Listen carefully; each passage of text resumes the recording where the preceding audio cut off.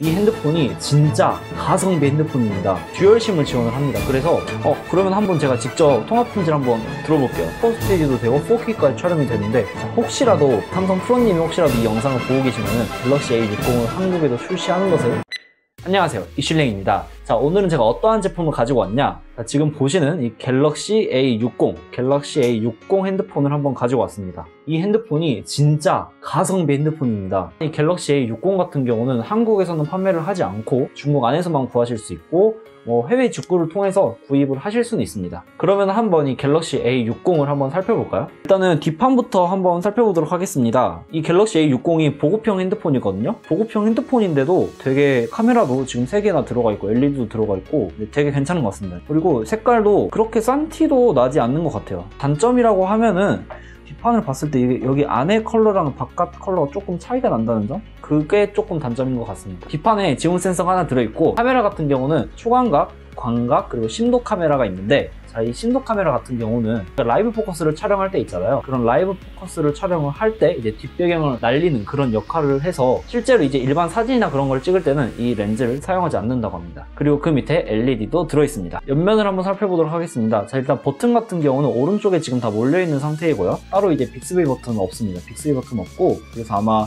이 전원 버튼과 빅스비 버튼이 통합이 된 것 같고, 그 위에 이제 음량 조절 버튼이 있습니다. 위에 보시면 마이크가 하나 있고, 왼쪽 면을 보시면 심카드 슬롯이 있는데, 이게 아무래도 해외향이다 보니까 조금 독특합니다. 듀얼심을 지원을 합니다. 그래서 예를 들어서 하나는 음성 전화 무제한, 그리고 하나는 데이터 무제한, 그런 식으로 이제 듀얼심을 장착해서 사용을 하실 수도 있고, 또한 이제 SD 카드도 이게 들어간다고 합니다. 대신 SD 카드를 사용을 하시면 이제 유심은 하나밖에 사용을 못 한다고 합니다. 그리고 이제 밑면을 보시면은 여기 스피커가 하나 있고, 그 다음에 USB-C 타입 단자와 마이크가 있는 것을 볼 수 있습니다. 자, 그리고 이거를 딱 한번 살펴봤을 때 통화할 때 쓰는 스피커, 그 수화부 스피커가 없는 것을 지금 볼 수 있어요. 이제 통화를 하실 때는 사운드 온 디스플레이라는 그 기술과 비슷하게 화면에서 소리를 낸다고 합니다. 그래서 아마 통화 품질은 실사용자한테 한번 물어보니까 이 통화 품질 같은 경우는 조금 이제 안 좋다고는 합니다. 하지만 이게 VoLTE도 가능하다고 합니다.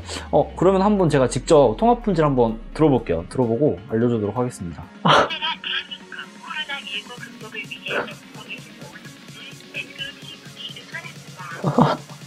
와, 이거 대박. 이거 좀 웃긴데요? 이게 통화할 때 사운드 온 디스플레이를 해서 이 위쪽에서 날 줄 알았거든요. 그래도 이제 위쪽에서 날 줄 알았는데, 소리가 여기 위쪽에서 나는 게 아니라 약간 이제 가운데 부분에서, 약간 여기 가운데 쪽에서 납니다. 그래서 통화를 할 때 이렇게 하는 게 아니라 살짝 올려서 이렇게 받아야지 더 잘 들리는 느낌이 있습니다. 그리고 이게 화면에서 소리가 나다 보니까 아마 통화를 하실 때 다른 사람들이 이거를 조금 엿들을 수 있는 그런 위험도 있는 것 같습니다. 일단 통화 품질은 되게 안 좋아요.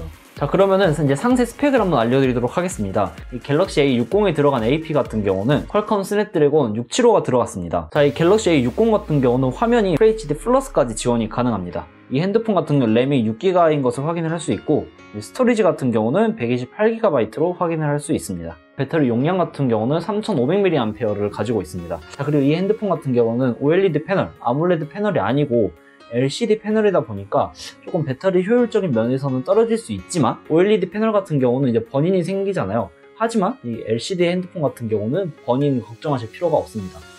그거는 좋은 것 같아요. 자, 그러면 한번 이제 가격도 한번 말씀을 드려보도록 하겠습니다. 제일 저렴한 거 램 4기가에 스토리지 64GB 같은 경우는 한 22만원에서 25만원 정도면 구입을 하실 수 있고, 이 핸드폰에 해당하는 램 6기가에 스토리지 128GB 같은 경우는 32만원, 34만원 정도에 구입을 하실 수 있습니다. 자, 그리고 카메라 같은 경우는 최근 들어서 이제 삼성도 보급형에 이제 펀치홀 디스플레이를 넣어서 카메라를 그렇게 해주고는 있는데, 거의 보급형인데도 이렇게 펀치홀이 들어간 것을 확인하실 수 있습니다.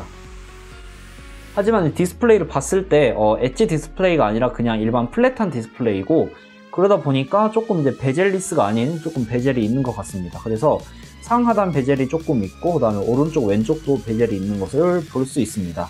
이 핸드폰은 보급형인데도 불구하고, 20만원대인 핸드폰에도 불구하고 햅틱 피드백, 진동 피드백이 들어가 있습니다. 와, 제가 써보니까 꽤 괜찮은 것 같아요. 진동 피드백이 완전 싼 티가 나는 것 같지도 않고, 진동 피드백이 꽤 괜찮은 것 같습니다. 그래서 와, 완전 진짜 가성비 폰. 초광각 카메라도 있고, 그래서 진짜 가성비 폰 같습니다. 하지만 조금 이제 전화하실 때 불편한 그런 단점이 있는 것 같습니다. 보급형 핸드폰인데도 불구하고 슈퍼 스테디 모드가 가능하다고 합니다. 자, 아무튼 오늘은 이렇게 완전 가성비 폰 갤럭시 A60을 한번 살펴봤습니다. 와, 완전 진짜 거의 보급형인데도 슈퍼 스테디도 되고 4K까지 촬영이 되는데 왜 한국에는 출시를 안 하는지 모르겠네요. 자, 혹시라도 삼성 프로님이 혹시라도 이 영상을 보고 계시면은 갤럭시 A60을 한국에도 출시하는 것을 한번 생각해 보시면 좋으실 것 같습니다. 자, 아무튼 오늘은 이렇게 갤럭시 A60을 한번 리뷰를 해봤습니다. 혹시라도 오늘의 영상에 도움이 되셨거나 유익했다면 구독과 좋아요 눌러주시고 알람 설정까지 해주시면 감사하겠습니다. 다음에도 더 좋은 소식과 리뷰로 찾아오도록 하겠습니다. 지금까지 이슐랭이었습니다. 그럼 안녕.